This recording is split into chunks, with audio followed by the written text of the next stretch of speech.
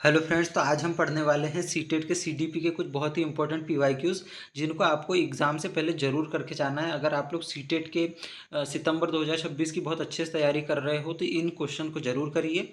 ठीक है फ्रेंड्स, चलिए स्टार्ट करते हैं। क्वेश्चन नंबर 1 से स्टार्ट करेंगे।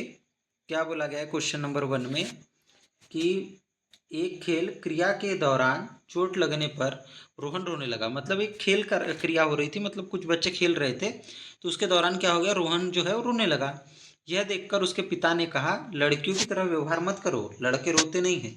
पिता का जो ये कथन है किस चीज़ को दर्शाता है? मतलब क्या हो गया कि अब बच्चे गेम खेल रहे थे, उस दौरान क्या हो गया, अब रोहन चोट लग गई, उसको शायद गिर गया हो और वो क्या हो गया, रोने लग गया। तो उसके पिता ने क्या कहा, उसके पिता ने कहा कि देखो, लड़कियों की तरह रोना मत करो, बंद करो, लड़कियों की तरह व्यवहार करना बंद करो। लड़के जो होते हैं वो क्या है, रोते नहीं हैं। ठीक है, तो पिता का ये कथन क्या दिखाता है? तो देखिए, जब हम ये लोग बोलते हैं ना, हम लोग ये बोलते हैं कि लड़के तो रोते नहीं हैं, ऐसा क्यों हरकतें कर रहे हो।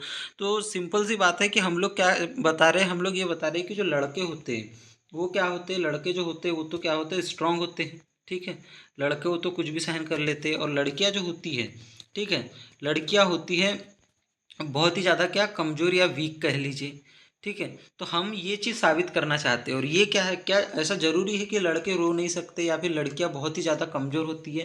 तो ये बात बिल्कुल एकदम धारणा है हमारी, ऐसा कुछ असली में होता नहीं है। कई आपने लड़कों को देखा होगा जो थोड़े से इमोशनल होते हैं, जो थोड़े से मतलब सॉफ्ट हार्टेड होते हैं, और बहुत सारी लड़कियां ऐसी होती है जो बहुत मजबूत होती है, बहुत निर्भय तरीके की होती है। तो ये पर्सन टू पर्सन वेरी करेगा। आप हर व्यक्ति को एक पलड़े में नहीं तोल सकते। मतलब आप ये नहीं कह सकते कि सभी लड़के स्ट्रांग ही होंगे, सभी लड़कियां कमजोरी होंगी। ये सिर्फ क्या है, एक धारणा बना ली गई। तो अब देखते हैं चारों ऑप्शन में कि किस चीज़ की बात इनके पिताजी कह रहे हैं। ठीक है, तो दिया गया है कि रिफ्लेक्ट जेंडर स्टीरियोटाइप, मतलब कि लैंगिक रूढ़िवादिता को दर्शाता है। आगे का ऑप्शन पढ़ते हैं कि लैंगिक रूढ़िवादिता को चुनौती देता है, या फिर लैंगिक भेदभाव को कम करता है, या फिर लैंगिक समानता को बढ़ावा देता है। तो सिंपल सी बात देखिए, जब इनके पिता कह रहे हैं कि रोहन ऐसा, मतलब लड़कियों की तरह व्यवहार मत करो, लड़के रोते नहीं हैं, तो सिंपल सी बात है कि इनके दिमाग में लड़कियों और लड़कों के प्रति कुछ पूर्वाग्रह बने हुए हैं, जिनको रूढ़िवादिता या फिर स्टेरियोटाइप बोला जाता है। मतलब कि लैंगिक रूढ़िवादिता को दर्शाएगा कि जो लड़के होंगे वो क्या करेंगे, लड़के क्या करते हैं, रोते नहीं हैं। ये लैंगिक रूढ़िवादिता को दर्शाता है। इसके विपरीत की लड़कियां कमज़ोर होती हैं, लड़कियां रोती रहती हैं, लड़कियां इमोशनल होती हैं, ये भी लैंगिक रूढ़िवादिता को दर्शाता है। इस चीज़ के कोई पुख्ता प्रमाण नहीं है कि हर लड़कियां इमोशनली होती है या फिर हर लड़के एकदम स्ट्रांग ही होते हैं। ठीक है, तो ये चीज़ बहुत हद तक मतलब क्या होती है, डिपेंड करती है लोगों की सोच पर। ठीक है, तो ये क्या है, लैंगिक रूढ़िवादिता को दर्शाता है। ये कोई समानता को बढ़ावा नहीं दे रहा है, न ही कोई भेदभाव को कम कर रहा है, और न ही लैंगिक रूढ़िवादिता को चुनौती दे रहा है, बल्कि लैंगिक रूढ़िवादिता को उल्टा दर्शा रहा है। ठीक है, आगे बढ़ेंगे। क्या बोला गया यहाँ पर कि इन अ प्रोग्रेसिव क्लासरूम, मतलब कि एक प्रगतिशील कक्षा में और टीचर, मतलब कि क्या होना चाहिए, इस चीज़ की बात करी गई है। अध्यापक को अटल पाठ्यक्रम का पालन करना चाहिए, मतलब कि teacher should follow fixed curriculum. मतलब कि एक क्या है, करिकुलम, जैसे एक पाठ्यचर्या निर्धारित हो गई कि क्या होगा कि डेली बच्चे क्या करेंगे, 1 घंटे मान के चलो कि अब बच्चे क्या पढ़ेंगे, 1 घंटे मैथ्स पढ़ेंगे। ठीक है, फिक्स पाठ्यचर्या हो गई, और इसी मतलब मैथ्स पढ़ते रहेंगे। इस प्रकार से आपने क्या कर दिया, पाठ्यचर्या डिसाइड कर दी। अब आपको पता चला कि जो बच्चे हैं ना वो संक्रिया में बड़े कमज़ोर है, मतलब मैथमेटिक्स में गुणा भाग प्लस माइनस इन सब में बड़े कमज़ोर है, और बाकी बच्चे बच्चे मैथ्स की तुलना में थोड़े बाकी सब्जेक्ट में इंटरेस्ट ज़्यादा ले रहे हैं। और हो सकता है कि अगर मैथ्स को थोड़ा टाइम कम दिया जाए, बाकी सब्जेक्ट को ज़्यादा अच्छा दिया जाए, तो धीरे धीरे फिर मैथ्स में भी रुचि लेने लगेंगे। लेकिन आप क्या कर रहे हो कि आपको तो पता है कि फिक्स करिकुलम में क्या कहा गया कि 1 घंटे मैथ्स से ही पढ़ाना है, तो आप मैथ्स से ही मैथ्स से पढ़ाते जाओगे। इससे क्या होगा, जो अन्य सब्जेक्ट बच्चों को पसंद थे उसमें बच्चे का इंटरेस्ट एक तो खत्म हो जाएगा, और दूसरा जो मैथ्स है, मैथ्स का डर उनके मन में कभी भी खत्म नहीं होगा, क्योंकि वो जब अपने को एक सब्जेक्ट में बहुत ज़्यादा कमज़ोर पाएंगे तो सोचेंगे कि हम बाकी सब्जेक्ट में भी कमज़ोर है, अपने आप को या तो कम होशियार समझने लग जाएंगे, या फिर अपने आप पर उनको विश्वास ही नहीं होगा। ठीक है, तो अटल पाठ्यक्रम का पालन न करें, इसके बहुत सारे उदाहरण हो सकते हैं कि क्यों अटल पाठ्यक्रम का पालन नहीं करना चाहिए। क्योंकि हर बच्चे की क्या होता है, हर बच्चे का जो व्यक्तित्व होता है, हर बच्चे की जो पर्सनैलिटी होती है वो क्या होती है, बहुत ज़्यादा अलग होती है। तो अगर हम एक निश्चित पाठ्यक्रम पर रहेंगे, क्योंकि देखो बच्चों की रुचियाँ बदल रही है। ठीक है, बच्चों के जो भाव होते हैं वो बदलते रहते हैं, भावनाएं बदलती रहती है। तो हमको इन चीज़ों के हिसाब से करिकुलम को भी क्या करना होता है, सेट करना होता है। अगर शुरुआत में बच्चे मैथ्स जैसे कठिन विषय या फिर मैथ्स के कुछ कठिन टॉपिक के लिए तैयार नहीं है, तो अभी उनको वो ना पढ़ाया जाए। जो चीज़ के लिए तैयार है वो ज़्यादा पढ़ाई जाए, इंटरेस्ट से पढ़ाया जाए। अगर मान के चलो कहा गया कि व्याख्यान विधि से पढ़ाओ, लेकिन बच्चों को मान के चलिए चित्र विधि या फिर परियोजना विधि से समझ आ रहा है, तो हम उस विधि से समझाएंगे। मतलब अटल पाठ्यक्रम का पालन हमको तो नहीं करना है, ठीक है, कोई फिक्स्ड सिलेबस या फिक्स्ड करिकुलम नहीं है। तो ये तो गलत हो जाएगा। विद्यार्थियों में प्रतिस्पर्धा पर बल दे, मतलब कि the emphasis should be on competition among student.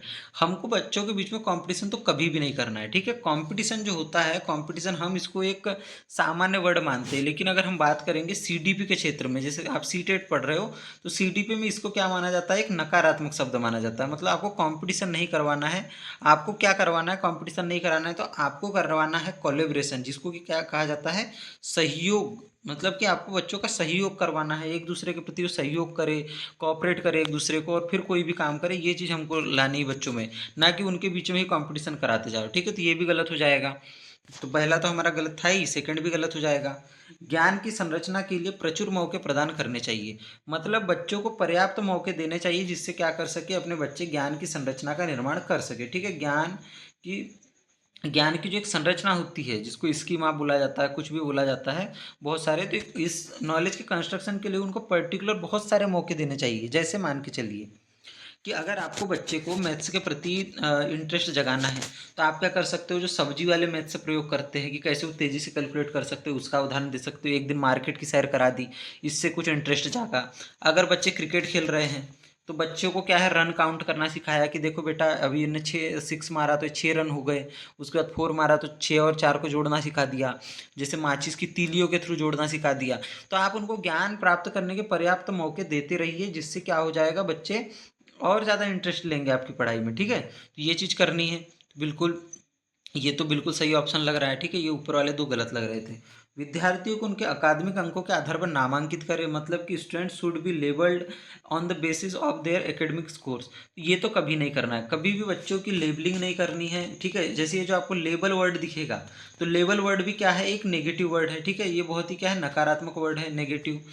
अब नकारात्मक क्यों है कि जब भी आप बच्चों को लेबल कर देते हो, तो बच्चे क्या होते हैं, अपने को उस लेबल के साथ, जैसे आपने बोला कि बच्चा इस ये बी ग्रेड में आता है, और किसी बच्चे को बोला कि ये ए ग्रेड में आता है, तो अब ए ग्रेड वाले बच्चे का तो कॉन्फिडेंस बहुत अच्छा रहेगा, लेकिन बी ग्रेड वाला हमेशा इस कॉन्फिडेंस में रहेगा कि मैं क्या हूँ, मैं एक एवरेज बच्चा हूँ या फिर बिलो एवरेज बच्चा हूँ, और मैं उतना होशियार नहीं हूँ जितना ए वाला है। और अगर आप लेबल नहीं करोगे, ठीक है, आपने लेबल नहीं किया, आपने किसी तरीके से बच्चों का नामांकन नहीं, मतलब नामांकित नहीं किया बच्चों को, तो बच्चे क्या होंगे, बच्चे अपने प्रति एक लचीला स्वभाव रखेंगे कि जी हाँ, मैं ये चीज़ अगर सीखता हूँ तो मैं उसमें सुधार कर सकता हूँ, मैं कोई भी नई चीज़ सीख सकता हूँ, इस प्रकार से, ठीक है। तो ये चीज़ आपको याद रखनी है। आई होप कि आपको समझ आ गया होगा। ऑप्शन नंबर सी या फिर 3 हमारा सही आंसर हो जाएगा।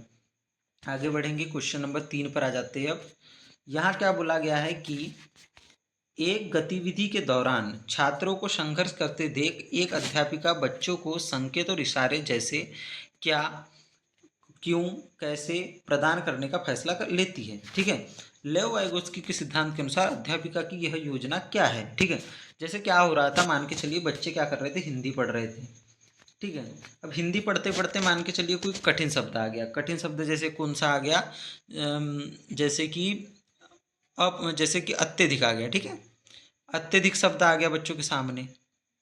अब बच्चों को तो नहीं पता, अब बच्चों को नहीं समझ आ रहा है, बाकी बच्चे जो है ना, आराम से ऐसे छोटे छोटे शब्दों को कि उच्चारण अच्छे से कर लेते हैं। अत्यधिक उनके सामने आया तो इसका उच्चारण उनको थोड़ा कठिन लग रहा है। तो अब टीचर क्या करेगी, टीचर बोलेगी बेटा इसको क्या, मतलब कैसे पढ़ोगे, क्यों पढ़ोगे, इसको क्या पढ़ोगे, इस तरीके से क्या करेगी, धीरे धीरे इशारे देगी कि बेटा त को आधा पढ़ना है, य के साथ जोड़ना है। तो इस तरीके से जब टीचर इशारे देगी, तो बच्चे को उसने पूरा उत्तर नहीं बताया है, लेकिन वो बच्चे की बहुत बड़ी हेल्प कर देगी, ठीक है। अब हो सकता है कि मान के चलिए बच्चा क्या करे, इशारों के थ्रू अत्यधिक बोलना सीख जाए। तो जब टीचर अगले बार उसको अत्यधिक वर्ड देगी या फिर कोई इससे मिलता जुलता वर्ड देगी, जैसे जिसमें आधा य की उच्चारण हो या फिर आधा त का उच्चारण हो, तो वो क्या करेगा, बच्चा बहुत ही आसानी से उस चीज़ को सीख जाएगा, ठीक है। अगर मान के चलिए उसको अगले बार अज्ञात जैसा कोई वर्ड दे दिया जो उसको बोलते पहले नहीं आ रहा था, तो अब वो भी आने लगेगा। तो ये किस लेव वाइगोत्स्की के सिद्धांत के अनुसार ये जो टीचर ने किया इसको किस नाम से हम लोग जानेंगे? तो मैं आपको बता दूं, सबसे पहले ऑप्शन 1 देखते हैं कि बच्चों को अधिगम के लिए अनुत्प्रेरित या निष्प्रेरित करेगी, मतलब कि demotivate the children to learn. तो देखिए बेचारी डीमोटिवेट तो बिल्कुल नहीं कर रही है शिक्षिका, ये तो बिल्कुल गलत बात हो गई। शिक्षिका तो उल्टा क्या कर रही है, बच्चों को अवसर दे रही है ताकि वो अपने क्या कर सके, जो उनके दिमाग में बात है उसको अच्छे से अपने मुख पर ला सके, ठीक है। तो निष्प्रेरित नहीं कर रही है। अधिगम की प्रक्रिया में अर्थहीन होगी, क्या वो जो कर रही है अधिगम की प्रक्रिया में अर्थहीन है? बिल्कुल नहीं। अधिगम की प्रक्रिया में अर्थहीन क्यों होगा? उल्टा बच्चों की हेल्प हो रही है, क्योंकि उनके दिमाग में जो चीज़ है, हो सकता है वो उसको बोल नहीं पा रहे, लेकिन अगर थोड़ी सी उनकी मदद कर दी जाए तो हो सकता है बोल लेते हैं। जैसे कई बच्चे बोलते हैं ना कि मैम मुझे एग्जाम में बस वो क्वेश्चन याद आने ही वाला था, लेकिन एक वर्ड उससे जुड़ा हुआ याद नहीं आ रहा था। लेकिन अगर एक वर्ड कोई बता दे तो उसने कोई पूरा आंसर थोड़ी ना बताया, लेकिन फिर भी बच्चे को वो चीज़ याद में आ जाती है। तो इसको क्या बोला जाएगा? तो अधिगम की प्रक्रिया में अर्थहीन तो बिल्कुल नहीं होगी। छात्रों में प्रत्याहार या निकास प्रवृत्तियां पैदा करेगी, मतलब cos withdrawal tendency among student. Withdrawal क्या होता है कि पीछे हटना, मतलब कि बच्चे क्या करेंगे, उस पढ़ाई से पीछे हट जाएंगे, उस पढ़ाई को बोलेंगे कि अब हम नहीं करने वाले, तो ऐसा भी नहीं करेंगे।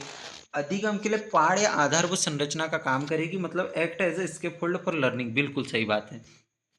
अधिगम के लिए पाड़ का काम करेगी। अब ये पाड़ क्या होती है? तो ये जो पाड़ होती है जिसको कि अंग्रेजी में क्या बोला जाता है, स्केप फोल्डिंग बोला जाता है। क्या बोला जाता है? Scaffolding. ये जो लेव वाइगोत्स्की के सिद्धांत में इसको क्या बोलते हैं? अस्थाई सहायता। क्या बोला जाता है इसको? अस्थाई मदद या अस्थाई सहायता। अब ये अस्थाई मदद या अस्थाई सहायता क्या होती है? ये वो होती है जिसमें क्या होता है कि हम बच्चे की पूरी पूरी मदद नहीं करते। जैसे जब हम बच्चा साइकिल चला रहा होता है तो हम क्या करते हैं, पीछे से साइकिल को थोड़ा सा पकड़ के रखते हैं कि बच्चा पैडल मारना सीख जाए और साइकिल उसकी अनबैलेंस होकर गिरे ना। लेकिन जब बच्चा खुद से पैडल मारना सीख जाता है तो हम क्या करते हैं, वो अस्थाई मदद क्या कर देते हैं, हटा देते हैं, और बच्चा क्या होता है, खुद से साइकिल चलाना सीख जाता है। इसी प्रकार जब टीचर क्या कर रही है, बच्चों को इशारे दे रही है कि क्या करोगे, क्यों करोगे, कैसे करोगे, मतलब उससे सवाल पूछ रही है।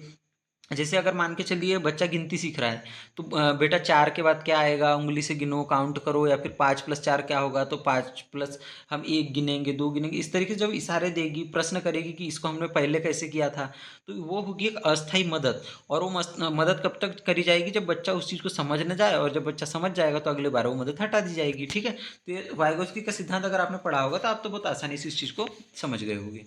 ठीक है फ्रेंड्स, आगे बढ़ते हैं। ऑप्शन नंबर हमारा बी, ऑप्शन नंबर जो 2 है वो हमारा सही आंसर था, ठीक है। इसके फोल्ड। यहाँ पर क्या बोला गया है कि बच्चों के समाजीकरण के संदर्भ में निम्न में से कौन सा कथन सही है। अब यहाँ समाजीकरण की बात करी गई है जिसको कि सोशलाइजेशन बोला जाता है, ठीक है। तो इसके संबंध में कौन सा कथन सही है? क्या कहा गया है कि विद्यालय समाजीकरण का द्वितीयक कारक है और परिवार समाजीकरण का प्राथमिक कारक है। अब देखिए, सबसे पहले मैं ना आपको द्वितीयक और प्राथमिक कारक अच्छे से समझा देता हूँ कि क्या होते हैं। देखिए, एक होता है द्वितीयक कारक और एक होता है प्राथमिक कारक। अब प्राथमिक कारक नाम से ही समझ आ रहा है, जिसके संपर्क में बच्चा क्या होता है, पहले आता है। बच्चा जिसके संपर्क में क्या होता है, सबसे पहले आता है, वो क्या हो जाएगा, वो हो जाएगा प्राथमिक कारक। और जिसके बच्चा बाद में संपर्क में आएगा वो क्या हो जाएगा, द्वितीयक कारक।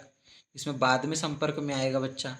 अब कैसे बाद में आएगा, कैसे पहले आएगा? मान के चलिए बच्चे का जन्म हुआ, तो बच्चा सबसे पहले किन के संपर्क में आएगा? सबसे पहले मतलब क्या, बच्चा जैसे यहाँ पैदा हुआ तो सबसे पहले विद्यालय के संपर्क में आ जाएगा, या सबसे पहले शिक्षक के संपर्क में आ जाएगा, या सोशल मीडिया के संपर्क में आ जाएगा, या माता पिता के संपर्क में आएगा, या परिवार के संपर्क में आएगा? तो हमारा उत्तर होगा कि वो अपने माता पिता और परिवार के संपर्क में आएगा। मतलब सबसे बच्चा पहले जो पैदा होगा तो किसके संपर्क में आएगा, अपने माता पिता के। ठीक है, माता पिता जिसको कि हम परिवार भी कह सकते हैं, ठीक है। उसमें परिवार में बहुत सारे लोग होते हैं, तो माता पिता या फिर इसको हम परिवार भी कह सकते हैं, ठीक है।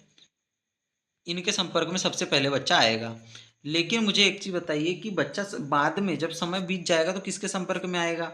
तो बच्चा जब समय बीत जाएगा तो वो आएगा किसके समय, इसमें संपर्क में, विद्यालय के, उसके जो मित्र लोग हैं उनके संपर्क में आएगा, उसके बाद उसके जो पड़ोसी है उनके संपर्क में आएगा। मतलब कि जो चीज़ों के संपर्क में बच्चा पहले आ रहा है पैदा होने के बाद, तो वो हो जाएंगे उसके प्राथमिक कारक सोशलाइजेशन के। और जिनके बाद में संपर्क में आ रहा है वो पड़ोसी, विद्यालय, मित्र, ये सब हो जाएंगे उसके द्वितीयक कारक। सिंपल सी बात है एकदम। जिसके सेकंड नंबर पे आएगा, जिसके मतलब दूसरे नंबर पे जिसके संपर्क में आया द्वितीयक कारक, जिसके सबसे पहले आया संपर्क में प्राथमिक कारक। तो विद्यालय समाजीकरण का द्वितीय कारक है और परिवार समाजीकरण का प्राथमिक कारक है। बात तो बिल्कुल सही लग रही है, लेकिन आगे के ऑप्शन भी देखेंगे। विद्यालय समाजीकरण का प्राथमिक कारक है और समवयस्क समाजीकरण के द्वितीय कारक है। देखिए, विद्यालय समाज, देखिए समवयस्क मतलब होता है दोस्त, तो दोस्त समाजीकरण के द्वितीय कारक है, ये तो बात सही है, क्योंकि दोस्त क्या होते हैं हम लोग के समाजीकरण में सेकंड नंबर पे आते हैं।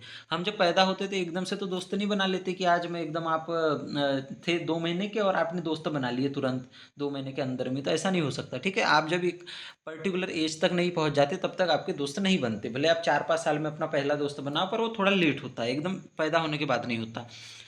ये बात तो सही है, लेकिन क्या विद्यालय समाजीकरण का प्राथमिक कारक है, मतलब जैसे बच्चा पैदा होता है तो क्या सीधे विद्यालय जाना चालू कर देता है? तो ये गलत बात है। ठीक है, तो ये हमारा सेंटेंस क्या हो जाएगा, गलत हो जाएगा। मतलब कि सेकंड ऑप्शन में क्या है कि विद्यालय समाजीकरण का प्राथमिक कारक बोला गया, जो कि गलत है। जिसके संपर्क में पहले आते हैं वो प्राथमिक कारक होता है, और विद्यालय के संपर्क में पहले आते नहीं है। समवयस्क समाजीकरण के प्राथमिक कारक है और परिवार समाजीकरण का द्वितीय कारक, इसमें दोनों पॉइंट गलत है। समवयस्क मतलब होता है हमारे जो दोस्त लोग हैं, ठीक है, जो हमारे पीयर्स हैं, क्या वो समाजीकरण के प्राथमिक कारक है? मतलब बच्चा जब पैदा होता है तो क्या सीधे उनके संपर्क में आ जाता है दोस्तों के? तो बिल्कुल नहीं, तब तो दोस्त समझता ही नहीं बच्चों को। ठीक है, तब तो बहुत छोटे होते हैं। क्या परिवार समाजीकरण का द्वितीय कारक है? मतलब पैदा होने के बाद बच्चा परिवार के द्वितीय, मतलब सेकंड बार संपर्क में आता है, सबसे पहले दोस्तों से मिल चुका होता है, ये भी गलत बात है। ठीक है, तो ये भी पॉइंट गलत हो जाएगा। परिवार एवं जनसंचार दोनों समाजीकरण के द्वितीय कारक हैं, ये भी बात गलत है। न परिवार द्वितीय कारक है, न मतलब जनसंचार तो द्वितीय कारक कह सकते हैं, लेकिन परिवार हमारा द्वितीय कारक नहीं है, प्राथमिक कारक है। तो हमारा करेक्ट ऑप्शन कौन सा हो जाएगा? पहला, विद्यालय समाजीकरण का द्वितीय कारक है, जो कि बिल्कुल सही बात है, क्योंकि हम सेकंड नंबर पर किसके संपर्क में आते हैं? विद्यालय के।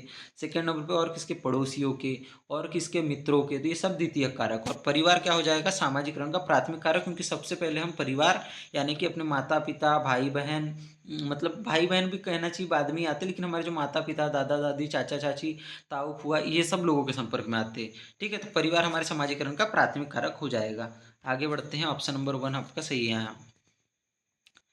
क्वेश्चन नंबर 5, यहाँ पर क्या बोला गया है कि बहुबुद्धि के सिद्धांत जोर देता है कि, मतलब जो थ्योरी ऑफ मल्टीपल इंटेलिजेंस है, किसने दी थी theory of multiple intelligence? Howard Gardner. Howard Gardner ji एक बहुत ही हमारे इसके मतलब महत्वपूर्ण, जो इन्होंने इंटेलिजेंस के क्षेत्र में कार्य किया, तो उसके बहुत बड़े महान साइकोलॉजिस्ट माने जाते हैं। ठीक है, शायद अमेरिका के थे। बुद्धि लब्धि, मतलब इन्होंने क्या जोर दिया, इन्होंने क्या दिया था? एक थ्योरी ऑफ मल्टीपल इंटेलिजेंस दिया था। इसमें क्या करा था इन्होंने? 8 प्रकार की बुद्धि बताई थी, 8 प्रकार की अलग अलग बुद्धि बताई। उन्होंने क्या बोला कि देखो, अगर मान के चलो, जैसे आपने सुना होगा कि जो सचिन तेंदुलकर थे, ठीक है, जो सचिन तेंदुलकर थे, वो क्या थे? वो पता है आपको? 10th फेल थे। क्या थे? 10th फेल थे। अब बताइए, लेकिन 10th फेल थे, लेकिन उनको क्या कहा जाता है? गॉड ऑफ क्रिकेट बोला जाता है। ठीक है, गॉड ऑफ क्रिकेट क्यों बोला जाता है? क्योंकि वो क्रिकेट के क्षेत्र में बहुत अच्छे थे। तो अब बताइए कि उनकी बुद्धिमत्ता ज़्यादा थी या कम थी? तो अब अगर आप 10th के लेवल पे देखोगे या पढ़ाई के स्तर से बात करोगे तो उनकी बुद्धिमत्ता कम मानोगे। ठीक है, कि चलो भाई ज़्यादा पढ़े लिखे नहीं थे, 10वीं तक पास नहीं कर पाए। लेकिन अगर आप उनके क्रिकेट के हिसाब से देखोगे, उनके स्पोर्ट करियर के हिसाब से देखोगे, तो बहुत हाईली इंटेलिजेंट थे। बॉल किस स्पीड से आएगी, मैं कैसे मारूंगा, उनमें हर प्रकार की वो स्किल थी, हर प्रकार की गेंद की समझ थी, पिच की समझ थी, अपने बैट की समझ थी, अपने स्पोर्ट पर पकड़ थी। तो उस हिसाब से इंटेलिजेंट कहलाएंगे। तो हार्वर्ड गार्डनर जी ने कहा कि देखिए, इंटेलिजेंस केवल एक प्रकार की नहीं होती, बहुत प्रकार की हो सकती है। मुख्यतः उन्होंने 8 प्रकार की मानी। उन्होंने कहा हो सकता है कोई सिंगिंग बहुत अच्छी कर रहा हो, कोई डांस बहुत अच्छा कर रहा हो, कोई लिख अच्छा रहा हो, कोई बोल अच्छा रहा हो, कोई खेल अच्छा रहा हो, कोई पढ़ अच्छा रहा, तो सब में अलग अलग प्रकार की इंटेलिजेंस होगी। किसी भी व्यक्ति को आप क्या कर सकते हो? सेम पैमाने पर नहीं तोल सकते। ठीक है, तो ये बात उन्होंने कही थी मोटे मोटे तौर पर। उनका अगर सिद्धांत पढ़ना चाहते हो तो मेरे चैनल पर डला हुआ है। तो अब इस सिद्धांत एक किस चीज़ पर जोर देता है? बुद्धि लब्धि केवल वस्तुनिष्ठ परीक्षा द्वारा ही मापी जा सकती है। ये तो उन्होंने कभी नहीं कहा। उन्होंने ये कभी नहीं कहा कि intelligence quotient can be measured only by objective test, क्योंकि उनका ये मानना था कि जो आईक्यू टेस्ट होता है, ठीक है, जो आईक्यू का जो टेस्ट होता है, उन्होंने कहा कि हर चीज़ को नहीं माप सकता।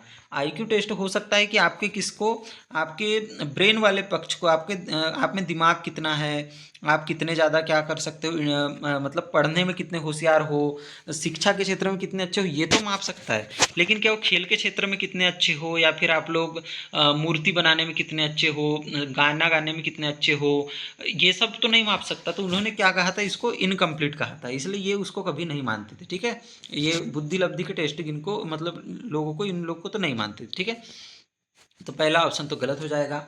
सेकंड ऑप्शन क्या बोला कि एक आयाम में बुद्धिमत्ता अन्य सभी आयामों में बुद्धिमत्ता सुनिश्चित करती है। मतलब कि इसमें क्या कहा गया है कि intelligence in one domain ensures intelligence in all other domains. बिल्कुल गलत बात है। ठीक है, अब आप सचिन तेंदुलकर का ही एग्जाम्पल ले लीजिए। सचिन तेंदुलकर के एक डोमेन में तो उनमें इतनी ज़्यादा इंटेलिजेंस है, जो कौन सा डोमेन है उनका, कहना चाहिए स्पोर्ट वाला डोमेन। ठीक है, क्रिकेट खेलते हैं लेकिन स्पोर्ट है वो क्रिकेट, तो जो स्पोर्ट वाला डोमेन है उसमें उन बहुत ज़्यादा इंटेलिजेंट है। लेकिन क्या ये स्पोर्ट वाला डोमेन उनके जो पढ़ाई वाले डोमेन को प्रभावित कर पाया क्या? अगर प्रभावित कर लेता तो वो साथ में टॉपर भी होते, हो सकता है आईआईटीएन भी होते, लेकिन ऐसा नहीं है। स्पोर्ट का जो डोमेन है वो खुद को प्रभावित करेगा, पढ़ाई वाला डोमेन खुद को प्रभावित करेगा। पढ़ाई में कमजोर है इसका मतलब ये नहीं कि स्पोर्ट में कमजोर हो, और स्पोर्ट में मजबूत है इसका मतलब इसलिए ये नहीं कि पढ़ाई में कमजोर हो। मतलब कि एक आयाम की जो बुद्धिमत्ता होती है वो अन्य सभी आयामों को सुनिश्चित करेगी, प्रभावित करेगी, वो नहीं मानते थे।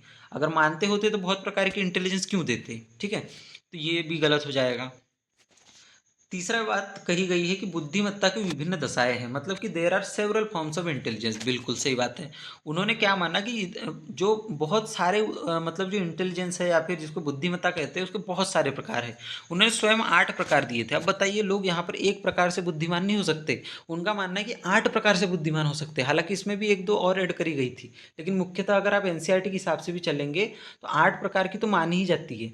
ठीक है, तो कोई भी व्यक्ति एक प्रकार से इंटेलिजेंस नहीं होता। इनके हिसाब से लगभग 8-9 प्रकार से इंटेलिजेंट हो सकता है। ठीक है, तो उन्होंने क्या माना कि there are several forms of intelligence, बहुत सारी बुद्धिमत्ता की दशाएं हैं, अलग अलग पैमाने हैं। हर पैमाने पर व्यक्ति को हम लोग सेम नहीं माप सकते। ठीक है, बुद्धिमत्ता में कोई व्यक्तिगत विभिन्नताएं नहीं होती। बिल्कुल गलत बात है, बहुत ज़्यादा व्यक्तिगत विभिन्नताएं होती है। ठीक है, हर व्यक्ति अपने स्तर पर अलग अलग प्रकार से क्या हो सकता है, बुद्धिमान हो सकता है। जैसे मैं आपको एक अच्छा सा उदाहरण दे रहा हूँ। जैसे आपने लता मंगेशकर का नाम सुना होगा, जिनको कि लता दीदी बोला जाता है। ठीक है, लता मंगेशकर। और आपने एक नाम सुना होगा, एपीजे अब्दुल कलाम। ठीक है, मैं एपीजे कलाम लिख देता हूँ यहाँ पर। अब देखिए, ये लता मंगेशकर जी भी बहुत ज़्यादा इंटेलिजेंट है अपनी फील्ड में, एपीजे अब्दुल कलाम बहुत ज़्यादा इंटेलिजेंट है अपनी फील्ड में। क्या ये दोनों की पर्सनैलिटी कहीं से कहीं तक मैच करती है? लता मंगेशकर जी ने अपना करियर बनाया था सिंगिंग में, और सिंगिंग में उनकी कोई तोड़ नहीं है। ठीक है, अगर आप उनको उनकी बात करेंगे तो वर्ल्ड के बेस्ट सिंगर्स में उनका नाम आ जाएगा। ठीक है, और एपीजे अब्दुल कलाम जी जो अपने क्षेत्र में थे, जिसको कि साइंस कहना चाहिए, मतलब कि साइंस और टेक्नोलॉजी की फील्ड में, तो इनको मिसाइल मैन का खिताब प्राप्त है। इनके फील्ड में इनके जैसा भी और कोई नहीं है, मतलब कि ये एक विशेष स्थान रखते हैं अपनी फील्ड में, बहुत टॉप पर आते हैं। लेकिन ये दोनों में क्या कोई भी व्यक्तिगत विभिन्नताएं नहीं है? बहुत ज़्यादा विभिन्नता है। ठीक है, बुद्धिमत्ता में बहुत सारी व्यक्तिगत विभिन्नताएं होती हैं। हर व्यक्ति हर तरीके से इंटेलिजेंट नहीं हो सकता।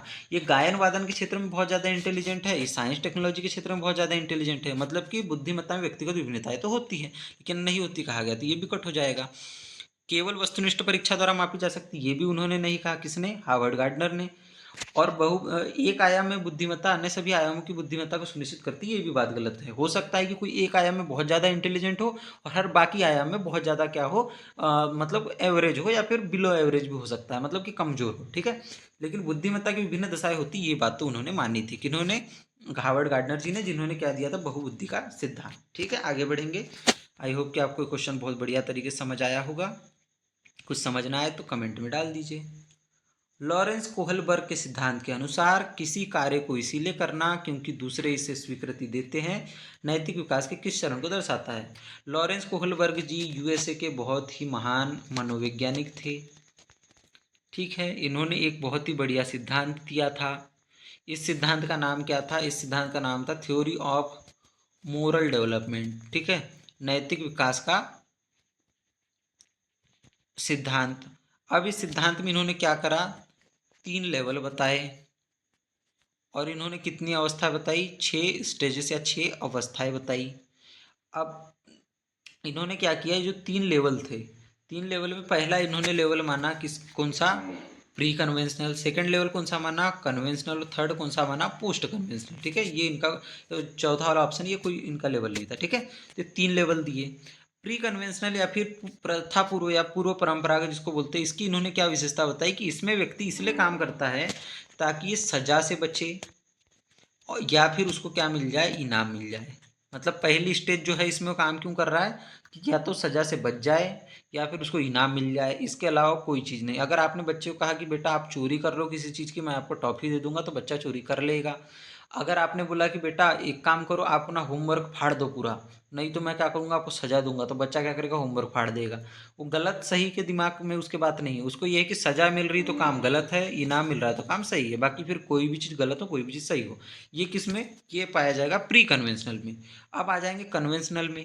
कन्वेंशनल बच्चा क्या करेगा, जो समाज ने कहा, समाज मतलब कि दूसरे लोग, ठीक है, जो समाज ने कहा वो पत्थर की लकीर है। अगर समाज उस चीज़ को स्वीकृति देता है तो मैं उस चीज़ को करूँगा। अगर समाज में कहा गया है कि बेटा एक काम करो, सड़क पर मत चलो, फुटपाथ से चलो, तो वो क्या करेगा, फुटपाथ से चलेगा, क्योंकि समाज में कहा गया है। ठीक है, तो वो जो काम करेगा वो सामाजिक स्वीकृति के लिए करेगा। अगर उसको पता चला कि गरीबों की मदद करना समाज के लिए अच्छा है तो गरीबों की मदद करेगा। उसने सुन लिया कि नियम तोड़ना समाज के लिए बुरा है तो वो नियम नहीं तोड़ेगा। मतलब कि जो समाज के हिसाब से ठीक है वो करेगा, मतलब नियमों का पाबंद रहेगा व्यक्ति।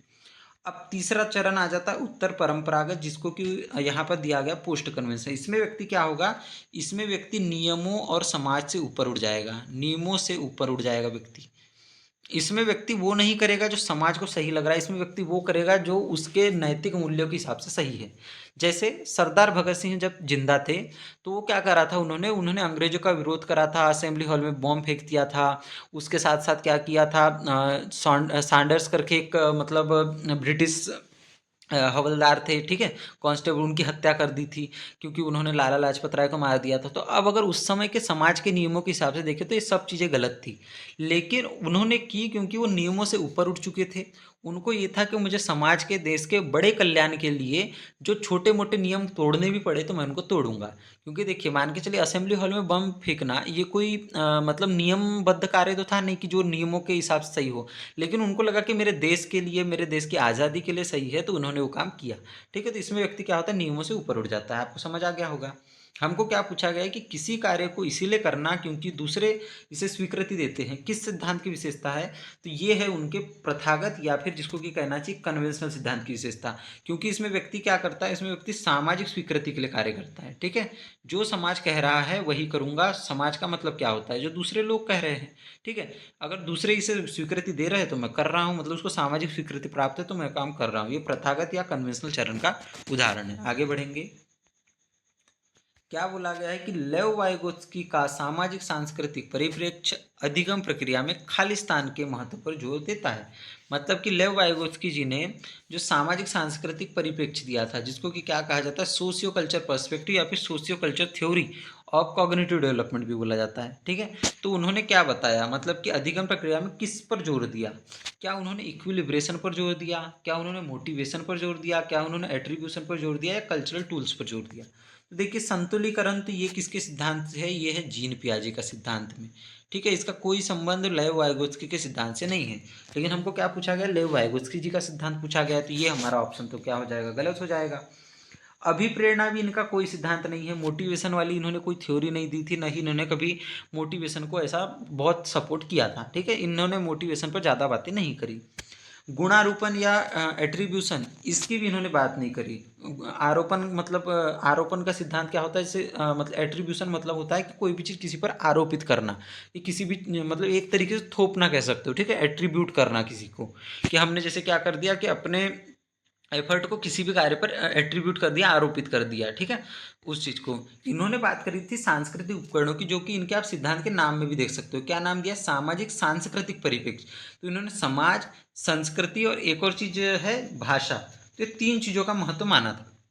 ठीक है, तो इन्होंने सांस्कृतिक उपकरणों की भूमिका मानी थी। सांस्कृतिक उपकरण में क्या आ जाते हैं, जो हमारे त्योहार हैं, जो हमारी परंपराएं हैं, जो हमारे रीति रिवाज है, जो हमारा समाज है, ये सब सांस्कृतिक उपकरणों का हिस्सा हो जाते हैं। ठीक है, सामाजिक जो हमारे नियम कानून बने चले आ रहे हैं। ठीक है, तो इन्होंने इसकी भूमिका मानी थी। और सिंपल सी बात है, सांस्कृतिक उपकरणों यहाँ लिखा भी सामाजिक सांस्कृतिक परिप्रेक्ष्य, तो ये हमारा ऑप्शन सही हो जाएगा। आगे बढ़ेंगे।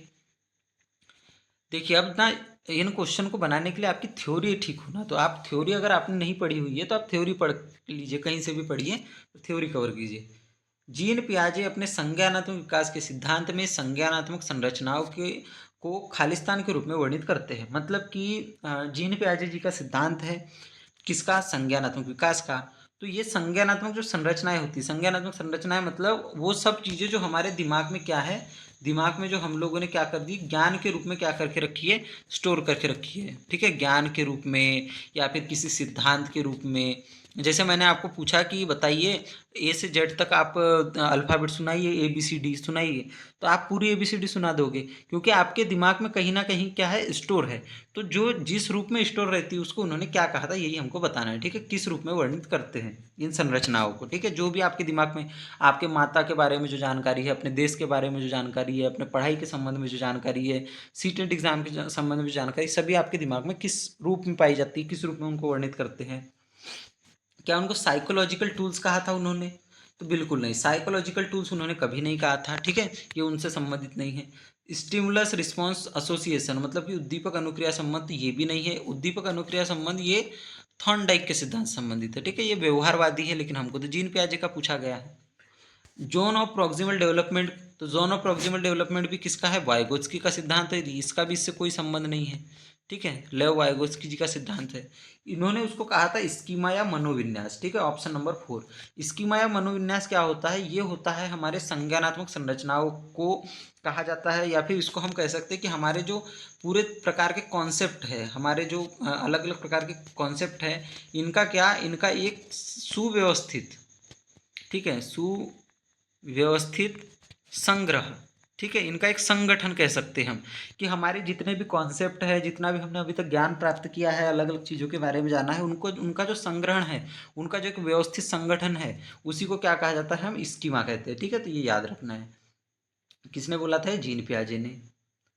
अब आ जाते हैं क्वेश्चन नंबर 9 पर। क्वेश्चन नंबर 9 भी जीन पियाजे जी के सिद्धांत से संबंधित है, और आपको पता है कि जीन पियाजे के सिद्धांत के बिना आपका सीटेट का एग्जाम अधूरा होता है। ठीक है, जीन पियाजे के संज्ञानात्मक विकास के सिद्धांत में पूर्व संक्रियात्मक अवस्था में विकास का मुख्य गुण क्या होता है? मतलब कि जो जीन पियाजे का सिद्धांत है, कौन सा? संज्ञानात्मक विकास का सिद्धांत। उनका जो पूर्व संक्रियात्मक अवस्था है उसमें विकास का जो मुख्य गुण है वो क्या होता है? अब हम चारों गुणों की बात करेंगे। अगर आपने उनकी थ्योरी पढ़ी हुई है तब ये क्वेश्चन आप लोगों से बनेंगे, वरना ये क्वेश्चन में आप लोग को दिक्कत जाने वाली है। ठीक है, पहला दिया है अमूर्त सोच का विकास। तो अमूर्त सोच का विकास जो है इनकी पूर्व संक्रियात्मक अवस्था का तो हिस्सा है ही नहीं। ये किस चीज़ का हिस्सा है? ये है इनके मूर्त नहीं, मतलब औपचारिक संक्रियात्मक। ठीक है, सॉरी, मूर्त बोल दिया मैंने। औपचारिक संक्रियात्मक अवस्था इसका हिस्सा है, क्योंकि अमूर्त सोच का विकास सबसे अंतिम स्टेज में होता है, जिसको कि फॉर्मल ऑपरेशनल या फिर अमूर्त मतलब एब्स्ट्रैक्ट ऑपरेशनल स्टेज बोला जाता है। ठीक है, क्योंकि इसमें क्या हो जाता है, इसमें इसको औपचारिक संक्रियात्मक अवस्था ही बोला जाता है, या फिर अमूर्त संक्रियात्मक अवस्था ही बोला जाता है, क्योंकि इसमें अमूर्त विचार विकसित होते हैं। तो चौथी अवस्था है, लेकिन हमको तो पूर्व संक्रियात्मक का पूछा है।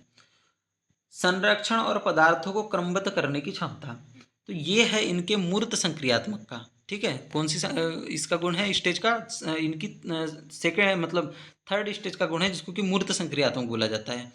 और परिकल्पित निगमनात्मक सोच मतलब कि हाइपोथेटिकल डिडक्टिव रीजनिंग, ये है इनकी औपचारिक संक्रियात्मक या फिर मूर्त अमूर्त संक्रियात्मक का। ठीक है, जो सही ऑप्शन है हमारा वो आ जाएगा। पूर्व संक्रियात्मक अवस्था का जो गुण है वो है विचार या सोच में केंद्रीकरण, मतलब कि सेंट्रेशन इन थॉट। ये क्या होता है सेंट्रेशन इन थॉट? जब व्यक्ति क्या कर सके, किसी समस्या के एक ही पहलू पर बच्चे की जब नज़र हो, ठीक है, एक ही पहलू पर नज़र हो, तो उसको हम क्या कहेंगे? तो हम कहेंगे कि विचार या सोच का क्या हो गया? केंद्रीकरण हो गया। और किस अवस्था में होता है? ये होता है पूर्व संक्रियात्मक अवस्था में, क्योंकि इस अवस्था में बच्चे का जो लॉजिक है बहुत अच्छे से डेवलप नहीं हुआ होता है। ठीक है, लॉजिक डेवलपमेंट की शुरुआत हो रही होती है। ठीक है, आगे बढ़ेंगे।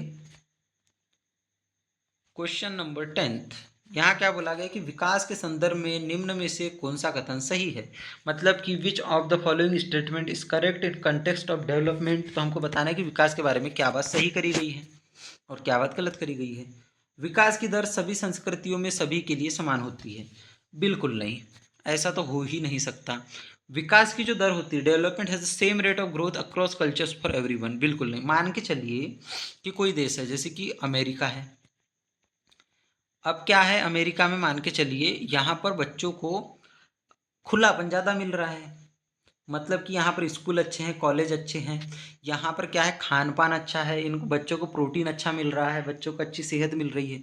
तो इन बच्चों का जो विकास होगा, चाहे वो शारीरिक विकास हो, मानसिक विकास हो, संज्ञानात्मक विकास हो, भाषाई विकास हो, वो क्या होगा, तीव्र गति से होगा। लेकिन अगर मान के चलिए कोई बच्चा है जो बहुत गरीब देश में पैदा हुआ है, जैसे मान के चलिए कि वो कहाँ पर पैदा हुआ है, जैसे साउथ अफ्रीका में पैदा हुआ है, ठीक है, या फिर वहाँ पे जैसे अफ्रीका महाद्वीप के बहुत सारे देश है जो बहुत क्या है, पिछड़े हुए हैं। एक देश जो सबसे गरीब है जिसको कि क्या कहा जाता है, बुरुंडी बोला जाता है, ठीक है। बुरुंडी हमारे दुनिया का सबसे गरीब देश है।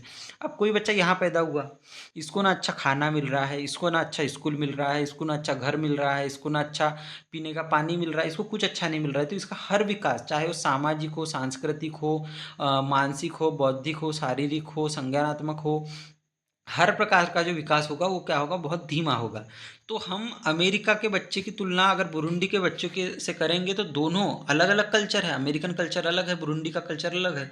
तो दोनों में विकास की दर सभी के लिए समान नहीं होगी। संस्कृति, समाज, एरिया के हिसाब से क्या है, विकास की दर में परिवर्तन आ सकता है। हाँ, उसका एक पैटर्न समान हो सकता है, लेकिन सभी के लिए हम जब कहेंगे कि सभी के लिए रेट ऑफ मतलब डेवलपमेंट, रेट ऑफ ग्रोथ ये सेम होगी, तो ये बिल्कुल नहीं होगा, ठीक है। तो ये बात तो क्या हो जाएगी, गलत हो जाएगी। सेकंड ऑप्शन में क्या बोला गया है कि विकास केवल विद्यालय में होने वाले अधिगम से ही होता है, बिल्कुल गलत। मान के चलिए कि अगर कोई बच्चा स्कूल नहीं आता तो क्या वो शारीरिक विकास नहीं होगा उसका, क्या उसका शरीर अविकसित रह जाएगा, क्या जो बच्चे पहले स्कूल नहीं जाते थे उन लोग का शारीरिक विकास नहीं हो पाता था, या फिर उन लोग का क्या कह सकते हैं हम, मानसिक विकास नहीं हो पाता था। हो सकता है वो जो ज्ञान उनको स्कूल से प्राप्त होना था, जो शिक्षा स्कूल से प्राप्त होनी थी, वो उनको घर में प्राप्त हो जाए। कई ऐसा भी तो होता है कई बार कि जो बच्चे अपने घर में रहकर पढ़ते हैं वो ज़्यादा अच्छे नंबर ला लेते हैं। क्यों ला पाते हैं वो? यो इसलिए ला पाते हैं क्योंकि वो अपने विद्यालय के द्वारा नहीं पढ़े, लेकिन उन्होंने उतनी ही मेहनत करी जितनी विद्यालय के बच्चों ने करी, या उनसे भी ज़्यादा करी। ठीक है, तो ज़रूरी नहीं है कि विकास केवल विद्यालय से होगा। अगर हम विद्यालय नहीं भी जा रहे तब भी हमारा विकास क्या है, संभव है। ठीक है, बतौर कि हमको वातावरण मिले। ठीक है, तो दो गलत हो जाएंगे। विकास केवल बाल्यावस्था के दौरान ही होता है, बिल्कुल गलत। विकास तो कब से, शैशवावस्था से शुरू होता है और कब खत्म होता है, हमारे वृद्धावस्था पे खत्म होता है। वृद्धावस्था मतलब हमारी जब तक मृत्यु नहीं हो जाती, इसलिए इसको क्या बोला जाता है, जीवन पर्यंत चलने वाली प्रक्रिया। मतलब ये जन्म से शुरू होगा विकास और क्या होगा, मृत्यु पर खत्म हो जाएगा। ठीक है, तो ये तो कहना ही नहीं है कि विकास केवल बाल्यावस्था में होता है। लास्ट ऑप्शन क्या बोला गया कि विकास बहुआयामी होता है, एकदम 100% करेक्ट। विकास के बहुत सारे आयाम होते हैं। आयाम का मतलब होता है डायमेंशन, मतलब विकास केवल एक दिशा में नहीं होता, शारीरिक रूप से अलग होता है, मानसिक रूप से भी होता रहता है, इधर बौद्धिक रूप से होता रहता है, इधर सांवेगिक रूप से होता रहता है। ठीक है, तो विकास के क्या हो सकते हैं, बहुत सारे आयाम हो सकते हैं। आगे बढ़ेंगे, मतलब ऑप्शन नंबर हमारा यहाँ 4 करेक्ट हो जाएगा। अब क्वेश्चन नंबर 11 पर आ जाते हैं हम लोग। यहाँ पर क्या बोला गया है कि जन्म से किशोरावस्था तक बच्चों में विकास का क्या क्रम होता है। अब देखते हैं। सबसे पहले दिया है, देखिए मैं आपको सीधा सा क्रम बता देता हूँ। ये क्रम मतलब किस चीज़ की बात कर रहे हैं। जब बच्चे एकदम छोटे होते हैं तो बच्चे क्या करते हैं, अपनी संवेदी पेशियों के माध्यम से सीखते हैं। ठीक है, संवेदी तंत्रिकाओं के माध्यम से। ठीक है, संवेदी तंत्रिका के माध्यम से सीखते हैं। इसमें संवेदी तंत्रिका के माध्यम से सीखने के लिए बच्चे क्या करते हैं, इंद्रियों का प्रयोग करेंगे। ठीक है, कैसे इंद्रियों का प्रयोग करेंगे, बच्चे देख कर सीखेंगे, बच्चे खाकर सीखेंगे मतलब स्वाद करके, बच्चे सूंघ कर सीखेंगे कि ये कौन सी चीज़ है, बच्चे क्या करेंगे, टेस्ट करके, टेस्ट तो हो गया ठीक है खाने से, और बच्चे क्या करेंगे, देखेंगे, बच्चे क्या करेंगे, टच करके देखेंगे मतलब छू कर देखेंगे, और बच्चे क्या करेंगे, और एक सेंस कौन सा बच गया, सूंघना हो गया, देखना हो गया, स्पर्श भी हो गया। ठीक है, और टेस्ट करना भी हो गया, और एक क्या हो गया, सुनना हो गया। ठीक है, तो ये सुनने के माध्यम से सीखेंगे, तो पांच सेंस का प्रयोग करेंगे जब बच्चे एकदम शैशवावस्था में होंगे।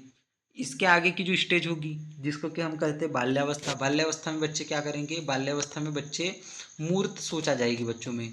मूर्त सोच का मतलब क्या हो जाएगा, बच्चे अब क्या करेंगे, जोड़, घटाव, आकृति की समझ, आकार की समझ, इन सब समझ को क्या करेंगे, अपने अंदर समेट लेंगे। लेकिन किनके बारे में, जो चीज़ें मूर्त है, मतलब कि जो चीज़ें उन्हें छू सकते हैं, टच कर सकते हैं, उनके बारे में। जैसे पत्थरों को अगर आप 4 पत्थर में और 4 पत्थर दोगे तो उसको 8 बता देंगे, लेकिन अगर मन के मन में बोलोगे कि बेटा 4+4 करो, तो शायद वो ना कर पाए। तो मूर्त चीज़ों की सोच होगी। फिर किन चीज़ों की सोच आएगी, फिर आएगी बच्चे में अमूर्त चीज़ों की सोच। अमूर्त चीज़ें मतलब जो भले वो छू नहीं सकते फिर भी उसके बारे में सोच सकते हैं। इसमें क्या आ जाएगा, इसमें आ जाएगा बच्चे की भावनाएं, इसमें आ जाएगी बच्चे की क्या रुचियाँ, इसमें बच्चे के क्या आ जाएंगे विचार, इसमें क्या आ जाएगा बच्चे का जो दर्शन है वो, और बच्चे के अलग अलग मत, इन सब चीज़ें काय में आ जाएगी अमूर्त सोच में। तो आप क्रम समझ गए होंगे कि सबसे पहले बच्चा क्या होगा, संवेदी चीज़ों को सीखेगा, फिर मूर्त चीज़ें को सीखेगा, और उसके बाद अमूर्त चीज़ों को सीखेगा। तो यही हमारा सही क्रम है। और ये क्रम किसने दिया है समझ लीजिए, ये क्रम दिया है हमारे जीन पियाजे जी ने, जिन्होंने पहली स्टेज बताई संवेदी गामक, दूसरी स्टेज बताई क्या, मूर्त संक्रियात्मक, मतलब सेकंड स्टेज तो पूर्व संक्रियात्मक बताई, फिर उसके बाद मूर्त और फिर अमूर्त। ठीक है, तो ये तीन मतलब ये तीन उन्हीं के इससे क्रम हमको प्राप्त होते हैं। आगे बढ़ेंगे। ऑप्शन नंबर तो हमारा 1 करेक्ट हो गया, बाकी ऑप्शन देखने की जरूरत नहीं है। क्वेश्चन नंबर 12, देखिए साथ साथ में आप लोग के कॉन्सेप्ट भी कवर होते जा रहे हैं अगर आप लोग ऐसी क्लासेस देखते हो तो। एक प्रगतिशील कक्षा में व्यक्तिगत विभिन्नताओं को किस प्रकार देखा जाना चाहिए। देखिए, एक प्रोग्रेसिव क्लासरूम है। प्रोग्रेसिव क्लासरूम का मतलब क्या होता है, जहाँ पर क्या होता है, जहाँ पे स्टूडेंट सेंटर होता है, मतलब कि जो होता है छात्र केंद्रित शिक्षा का प्रयोग किया जाता है। ठीक है, छात्र केंद्रित शिक्षा का प्रयोग किया जाता है। तो ऐसी जो कक्षाएं होती है जहाँ पर छात्र केंद्रित शिक्षा होगी, जहाँ पर दंड नहीं देना है, जहाँ पर बच्चों को प्रेम से सिखाना है, जहाँ पर बच्चों को अलग अलग अनुभव देने हैं, परियोजना कार्य करके सिखाना है, तो ऐसी क्लासों में क्या करना चाहिए, व्यक्तिगत विभिन्नताओं को के प्रति किस प्रकार की सोच रखनी चाहिए। अधिगम प्रक्रिया में बाधा मानना चाहिए।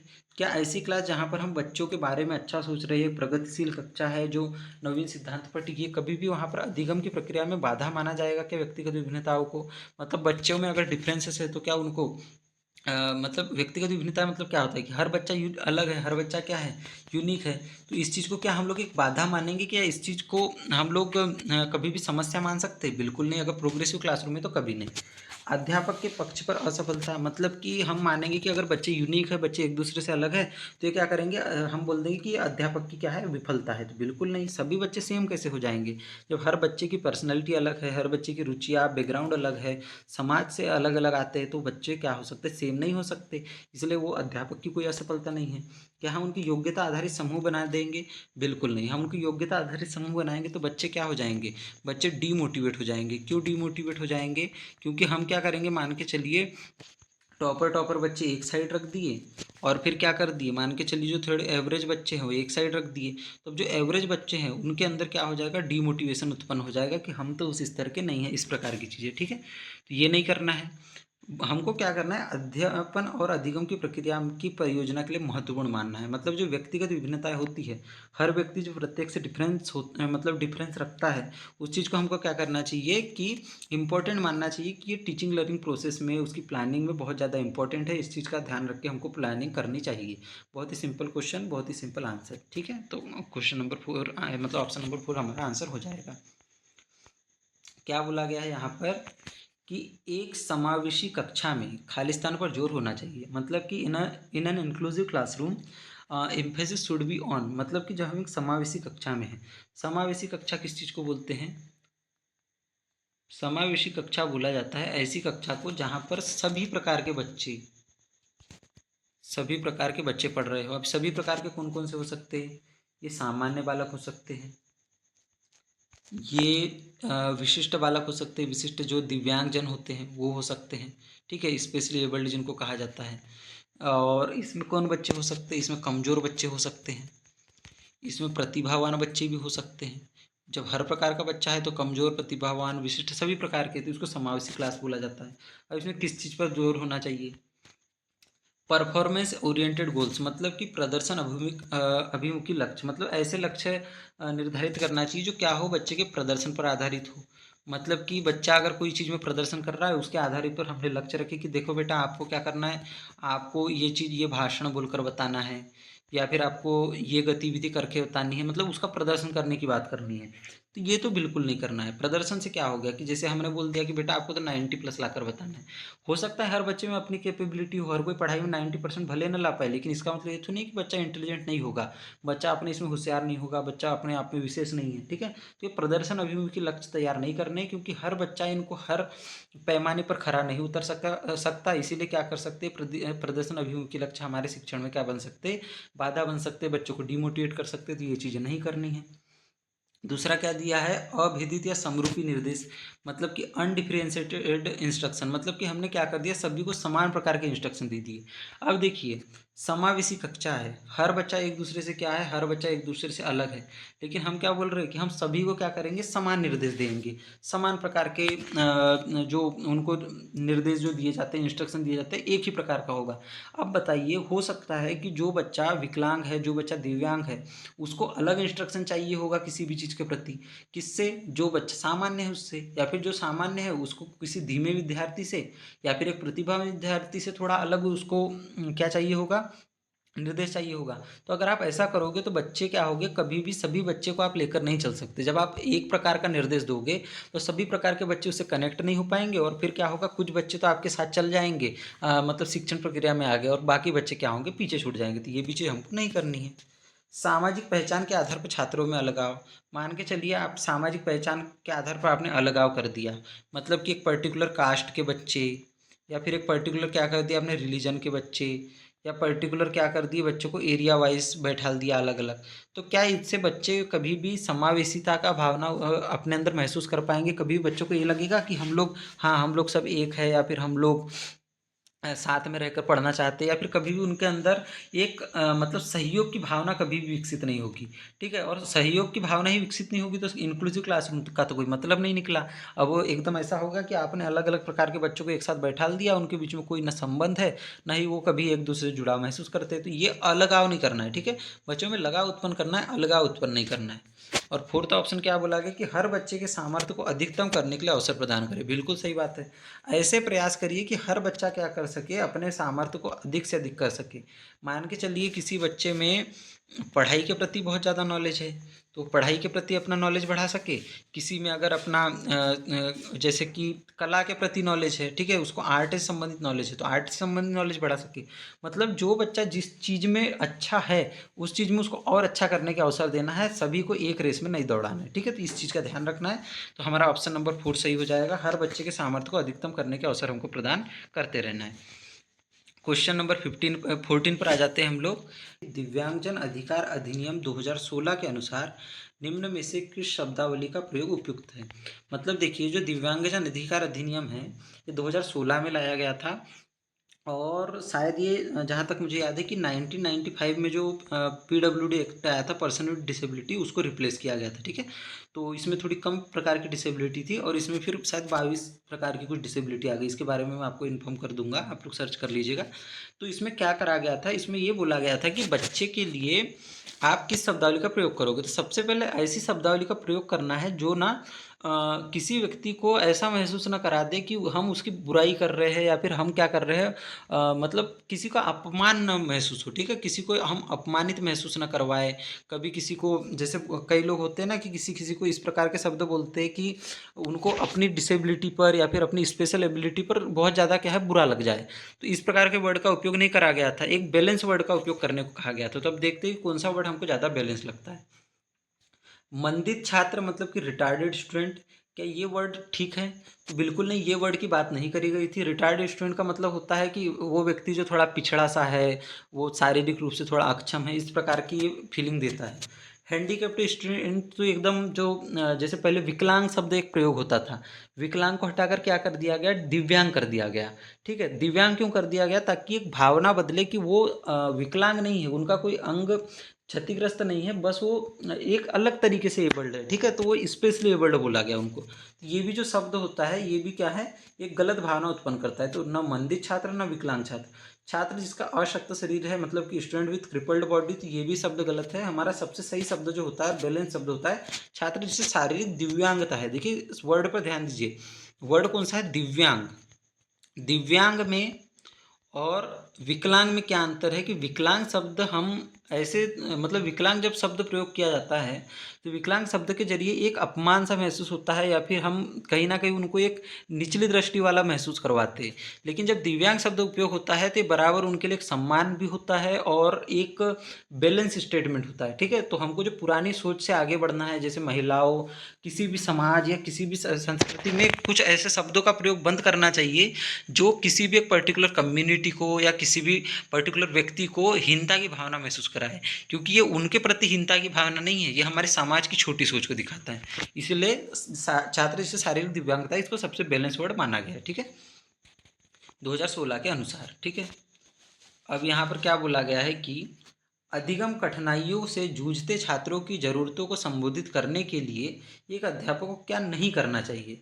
मतलब कि एक छात्र है जो क्या कर रहा है, लर्निंग डिफिकल्टी से जूझ रहा है, तो अब एक छात्र शिक्षक को क्या नहीं करना चाहिए। अब मतलब लर्निंग डिफिकल्टीज मतलब कि उसको क्या हो रही है, सीखने में क्या हो रही है, कठिनाई जा रही है।